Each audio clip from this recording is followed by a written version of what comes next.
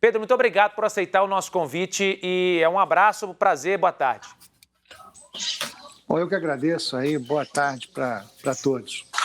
Pedro, eu vou começar aqui dizendo o seguinte, o Vitão até trouxe aí a informação de que serão 400 milhões ao longo do tempo. E aí, quando teve a notícia, quando chegaram as primeiras informações, 400 milhões do Cruzeiro, aí eu vi muita gente cornetando, dizendo que era pouca grana, que comprou barato. Teve outra gente que fala, não, é o valor de mercado, isso não é o valor do Cruzeiro, até porque ele vai ser solidário à dívida, então seria, entre aspas, né, 1 bilhão e 400, porque ele está assumindo uma dívida anterior do clube também. Enfim, muitas informações que vieram.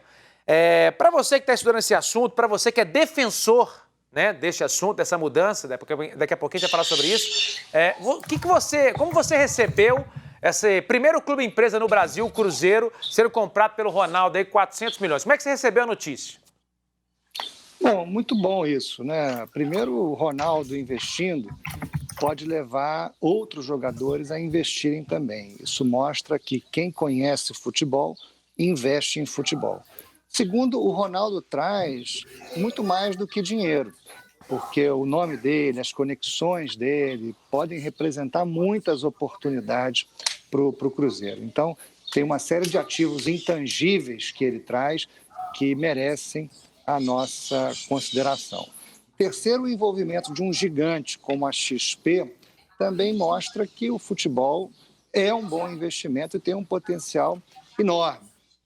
Então, eu vejo com muito bons olhos esse movimento. Em relação ao valor, olha, o ativo tem o valor que o mercado paga. O Cruzeiro na Série B, com poucas receitas em comparação aos clubes da Série A, com fluxo de caixa estrangulado, né, muito estresse financeiro, enfim, realmente tem um valor no momento que precisa ser considerado dentro desse contexto, né? A lei da SAF já estrutura o pagamento das dívidas anteriores com comprometimento de 20% das receitas da SAF daqui para frente. O principal desafio era liberar o fluxo de caixa, e esses 400 milhões vão servir para isso, né? Eu espero que o Ronaldo tenha uma equipe qualificada para conseguir gerir o Cruzeiro de modo que ele alcance o potencial que ele tem. No nosso bate-papo, eu vou passar para que o Vitão e o Vital também possam perguntar, mas eu sei que você é um defensor forte, muito forte, do clube empresa no Brasil.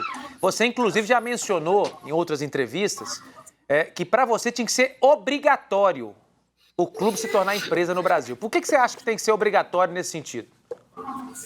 Porque nos países em que os clubes não nasceram empresa, eles se converteram porque a lei obrigou, né? No Brasil, a gente tem aqui um cenário de mercado que também leva a esse movimento. Foi o que aconteceu com o Cruzeiro. Se não houvesse uma pressão de caixa, a proibição de registro de jogadores, problemas graves na FIFA, dificilmente os dirigentes amadores teriam se movimentado nessa direção com a rapidez que se movimentaram. Então, é a lei da inércia. Se não houver um impulso, as coisas tendem a permanecer como estão. Um outro problema é que os clubes precisam disputar as competições em igualdade de condições. Uma empresa com carga tributária maior que uma associação fica em desvantagem. Então, regular o mercado de forma que ele consiga desenvolver o seu potencial é um papel do Estado importante. E foi assim na Itália, foi assim na Espanha, foi assim na França, foi assim em Portugal e será assim também no Brasil. Eu não tenho dúvida que mais dia menos dia a lei obrigará os clubes de futebol profissional a se estruturarem empresarialmente. Em Portugal, aconteceu algo semelhante ao que está acontecendo no Brasil. Foi promulgada uma lei criando incentivos para que os clubes fossem empresas. Isso não aconteceu e depois de 7 anos fizeram uma lei obrigando. Eu acho que isso pode muito bem acontecer no Brasil, também em relação à Liga, que na Itália e na Espanha a lei determinou a negociação coletiva e até deu os parâmetros para a divisão dos recursos entre os clubes. No Brasil, os clubes disseram que criariam a Liga esse ano, não conseguiram se entender. Então é bem capaz que o Estado também regule esse mercado dessa forma e a lei determina a negociação coletiva e a criação da Liga no Brasil também. Vitão. Ô Pedro, boa tarde. Quem fala é Victor Martins, eu sou do All Sport também. Vou te fazer uma pergunta um pouco do que você já falou aí, que eu já estava sobre esse tema que me causou curiosidade. Que eu acho que quando você tem um exemplo bem sucedido, o resto vai atrás, que é o que pode acontecer com o Cruzeiro, o América já sinalizou, o Curitiba também, vários outros clubes sinalizaram nesse negócio da transformação em clube-empresa. E você citou da Liga e da própria lei. Do parâmetro brasileiro, essa lei foi aprovada, assim, vamos dizer assim, muito rápido, né? Porque a gente sabe como que é o andamento de todo o Congresso. Então, você acredita nesse ponto que a lei ainda vai evoluir nesse sentido para atrair mais e até mesmo obrigar os clubes e o principal, a criação da liga, né? Porque, teoricamente, não adianta nada você ter um clube muito bem estruturado, mas ele não está dentro de um ambiente propício a captar os investidores. Eu acredito que sim. Acho que esse é o caminho. E a discussão não foi tão rápida, não. Esse projeto da SAF está tramitando há pelo menos 5 anos. Primeiro foi proposto pelo deputado Otávio Leite na Câmara dos Deputados, depois foi proposto pelo senador Rodrigo Pacheco no Senado. Então, essa é uma discussão que vem de muito tempo. Aliás, a primeira vez que se falou em clube-empresa na lei brasileira foi na lei Zico, né? Depois na lei Pelé, e na lei Pelé, inclusive, obrigando os clubes a virarem empresa, dando um prazo de 2 anos. E antes que esse prazo terminasse, o Senado fez um remendo para flexibilizar essa obrigação. Imagina, se os clubes tivessem sido obrigados a se converterem em empresa em 1998, talvez o futebol brasileiro tivesse uma situação muito melhor e talvez tivesse recebido investimentos como o futebol europeu recebeu. Abraço, Pedro, boa tarde, obrigado por ter aceito o nosso convite, você que é especialista no tema. A pergunta que eu venho recebendo de torcedores, desde que foi anunciada a venda do Cruzeiro, é o seguinte: essa grana que entra, a princípio, seriam 80 milhões, ela vai ser usada principalmente para pagar despesas mais imediatas, né, que é a questão do transfer ban e dívidas trabalhistas, salários que estão atrasados, para dar ao clube o mínimo de saneamento financeiro possível, o mínimo possível, para que comece uma temporada vislumbrando a volta à Série A, que é o principal objetivo do clube nesse momento. O que dá para dizer da sua experiência em outras SAFs, né, que você tem acompanhado, não aqui no Brasil, mas pelo mundo, nesse processo de privatização do futebol? Quais são os primeiros resultados que podem ser aguardados e que podem ser esperados nesse momento agora de virada de ano para o Cruzeiro? Bom, esse dinheiro é para investimento também, porque as dívidas da associação estão equacionadas pela lei da SAF, dentro de uma centralização de execuções que vai ser paga com 20% das receitas futuras. Então, existe sim um comprometimento das receitas da SAF em 20% para pagar essas dívidas anteriores e com o destravamento de uma outra dívida administrativa, que é o caso das dívidas discutidas na FIFA, um tribunal administrativo, né, o clube vai poder contratar jogadores, registrar, né, novos jogadores, enfim. Então, esse dinheiro é para destravar esses problemas administrativos e permitir que o clube faça os investimentos necessários para ter vida nova e para realmente concretizar o seu potencial. Imagina que um clube na Série B ganha 10 vezes menos do que um clube na Série A. O Cruzeiro, com esse aporte, vai ter, muito provavelmente, a maior receita, o maior caixa disponível da Série B. Tem tudo para subir. E subindo, aumenta as suas receitas e tem um outro potencial pela frente. Então, esses recursos eles não vão só para pagar as dívidas imediatas. Não, ele também serve para investimento e, sem dúvida, pode fazer a diferença para o Cruzeiro esse ano que vem. Hoje, Pedro, o grande exemplo que a gente pode citar aí, que é um modelo um pouco diferente, ou bastante diferente, eu diria, do Cruzeiro, é o Red Bull Bragantino. O clube foi comprado por 45 milhões, hoje o valor de mercado dele gira em torno de 300 milhões, né? Pelo menos foi o que eu pude pesquisar aí quando estava lendo um pouquinho desse assunto. Só que é um modelo de negócio diferente. E muito se fala que o clube empresa visa o negócio, o lucro, o dinheiro, e nem tanto o desempenho desportivo. E aí nós temos exemplos aí pelo mundo. Por exemplo, o Bragantino aqui no Brasil visa, sim, essa questão do lucro, principalmente. Não que não tenha preocupação com o desempenho desportivo. O Manchester United, por muito tempo, figurou na Premier League. Esse ano veio investir, mas ainda assim não briga lá na cabeça pelo título. Aqui no Brasil, como que você vê essa atuação? Você acha que a pressão, por exemplo, um gigante como o Cruzeiro, Atlético, Flamengo, Internacional, vão aceitar não ter tanto essa ligação com o desempenho esportivo e só o lucro, ou você acha que não? Todo mundo vai se preocupar em vencer também?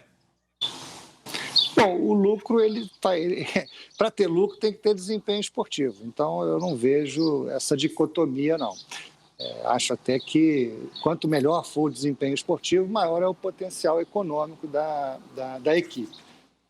Em relação ao Bragantino, eu não consigo imaginar nenhum torcedor do Bragantino insatisfeito de ter saído da segunda divisão para disputar a vaga na Libertadores. Então, eu acho que está todo mundo satisfeito e a visão empresarial da Red Bull no Bragantino é muito bem-vinda para o torcedor do Bragantino, né? E na Europa, o Manchester City, mesmo depois de ser comprado pela Foi o United, no caso, né? Foi o United. Não, sim, o Manchester United, mesmo depois de ser comprado pela família Glazer, também ganhou vários títulos. Agora, são 20 clubes disputando e só um ganha, né? Então, enfim, teve o investimento do Chelsea, que o Abramovich fez, levou o clube lá para disputar todos os títulos, o próprio investimento de Abu Dhabi no Manchester City. Então, quanto mais gente investindo, mais ferrenha é a disputa. E não dá para todo mundo ganhar sempre. Mas eu não acredito que o Manchester,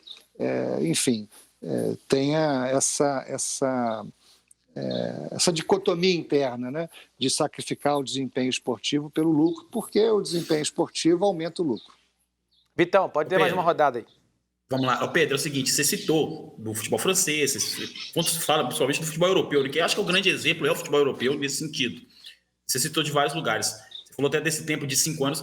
Você gastou quantas horas estudando? Você tem alguma liga que você pegou uma referência maior? Como é que foi todo esse trabalho, essa preparação sua para poder fornecer o material suficiente para chegar na lei que a gente tem hoje?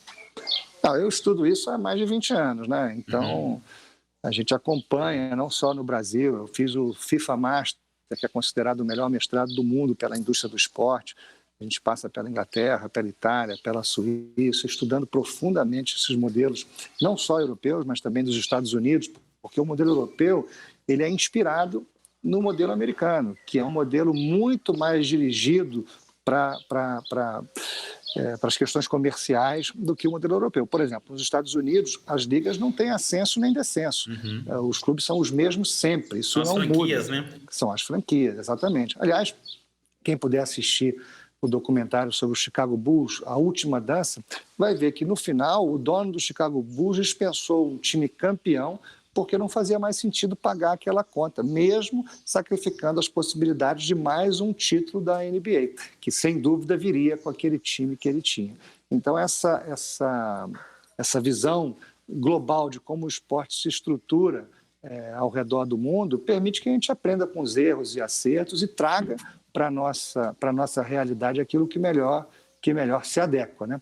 Agora, nem todo mundo que lida com esses assuntos compreende essa indústria, até porque os dirigentes esportivos, eles muitas vezes vêm de outras áreas, então são empresários, são profissionais liberais, são pessoas que têm que trabalhar nos seus ofícios durante o dia para viver e nas horas vagas têm condições de se dedicar um pouco aos seus clubes. É esse o modelo associativo que a gente tem. E quando ele começa a aprender um pouco mais sobre a indústria, acaba o mandato, está na hora. Ficou ruim ali a conexão do Pedro. Se ele voltar a tempo aí, a gente continua batendo papo com ele. Voltou? Então vamos lá, Pedro. Voltou a conexão. Vamos lá. Só tá mudo agora. Tá mudo. Agora tá mudo. Vamos só. Pronto, agora sim. Agora sim, acho que voltou. Então, isso. Eu estou dizendo o seguinte, que os dirigentes amadores, eles muitas vezes, quando começam a conhecer melhor da indústria, acaba o mandato e tem que trocar. Então, esse nosso modelo associativo não permite o planejamento a médio e longo prazo e não permite uma curva de aprendizado dos dirigentes, porque quando ele começa a aprender, quando ele começa a se familiarizar com os outros players do mercado, acabou o mandato, tem que trocar. Então, esse modelo empresarial vai permitir planejamento a médio e longo prazo, vai permitir uma curva de aprendizado permanente, porque o dono é responsável pela gestão, coloca o dinheiro dele, corre riscos do próprio bolso e tem tempo para planejar, porque não muda na próxima eleição. Então, Pedro, você falou muito do planejamento, que eu acho que é o que vai pautar aí daqui para frente essas novas regras e adesão de clubes à SAF. O América está em vias também de formalizar aí uma SAF, já tem ela no papel, na prática ainda não. Você nos disse mais cedo, que é uma tendência natural, se não por obrigação, mas por uma questão de mercado, que os clubes passem a se interessar mais por esse modelo de negócio. O que você vislumbra para os próximos anos, Pedro? Pela sua experiência de estudioso, 20 anos aí no tema, mergulhado nesse tema, você acha que em quanto tempo, a expectativa sua de que em quanto tempo no Brasil a SAF seja de fato uma realidade, seja por pressão de mercado ou por uma obrigação legal mesmo? Não, já é uma realidade. O Cruzeiro, o Cuiabá, o próprio América, enfim, essa lei já pegou. Agora vamos ver como é que os investidores vão reagir e como vai ser a gestão desses empresários à frente dos clubes. Paulinho, só rapidinho aqui, para às vezes ter a ver. Você viu o exemplo do Atlético aqui? Você acha que pode ser, não foi oficializado, mas é uma coisa mais ou menos parecida que seria uma SAF? Você tem um grupo de investidores colocando dinheiro e participando diretamente da negociação? Não é oficializado. Como é que você enxerga esse caso, especificamente? Eu não conheço exatamente o modelo do Atlético, não sei se a entrada do dinheiro se dá por contratos de mútuo, enfim, eu não posso falar sobre isso. Mas é bem diferente. Uma associação sem fins lucrativos, ela não impõe as mesmas responsabilidades, né? Ela não impõe as mesmas responsabilidades ao dono, né? ao acionista, ao investidor. Então, uma coisa não tem nada a ver com a outra. E, em algum momento, pode até ser que todo esse dinheiro colocado num clube associativo seja convertido em ações, caso ele se estruture empresarialmente. Esse é o caso, inclusive, que vinha se discutindo na Portuguesa, lá de São Paulo. Mas o tempo vai dizer o que vai acontecer, né? Tá certo, Pedro. Você Pedro. está dizendo que vai se tornar muito inviável, em algum momento, manter a estrutura hoje do futebol profissional no Brasil, né? Ser uma entidade sem fim lucrativo. Já é inviável hoje, não tem para onde crescer, a associação não tem como buscar investimento. A única maneira de botar dinheiro numa associação é um contrato de mútuo, e mútuo não é investimento. Então, realmente, é preciso evoluir, como o mundo inteiro evoluiu.